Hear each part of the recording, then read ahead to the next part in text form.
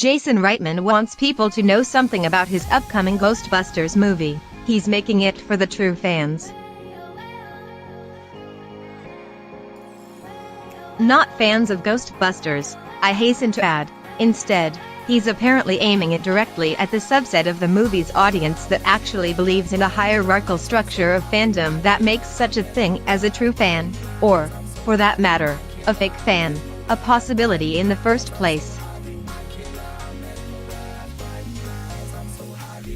Talking on the most recent edition of Bill Burr's Monday Morning Podcast, Reitman went out of his way to reassure those still seemingly traumatized by Paul Feig's all-woman 2016 reboot of the franchise that his movie wouldn't be anything like that, saying, "I'm not making the Juno of Ghostbusters movies," referencing his 2007 Ellen Page film centering on a pregnant teenage girl. "We are in every way trying to go back to original technique and hand the movie back to the fans," Reitman said, noting that his team painstakingly researched techniques used in the 1984 original film, directed by his father Ivan Reitman, for the movie's first teaser. Let's put aside, for a second, the hopefully accidental sexism in the Juno reference, which is as likely to be a reference to the tone of the movie as it is the gender of the protagonists and potential swipe at the Feig movie. Although it's worth remembering that Juno was nominated for 4 Academy Awards, including Best Picture, so maybe a Juno version of the franchise wouldn't be a bad thing. For that matter, let's ignore Reitman's other comments during the same interview that he considers myself the first Ghostbusters fan who wants to make a movie for my fellow Ghostbusters fan, and instead ask this simple question: why is Reitman saying this? That the 2016 reboot of the franchise underperformed at the box office is hardly a secret, and so some course correction should be expected.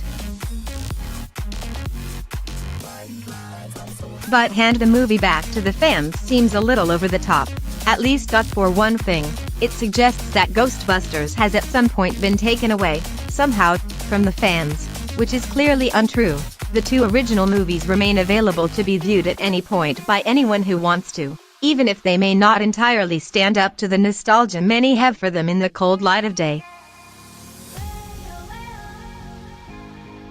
Ghostbusters 2, especially. Even if taking the comment less literally, it's a curiously gatekeeperish concept.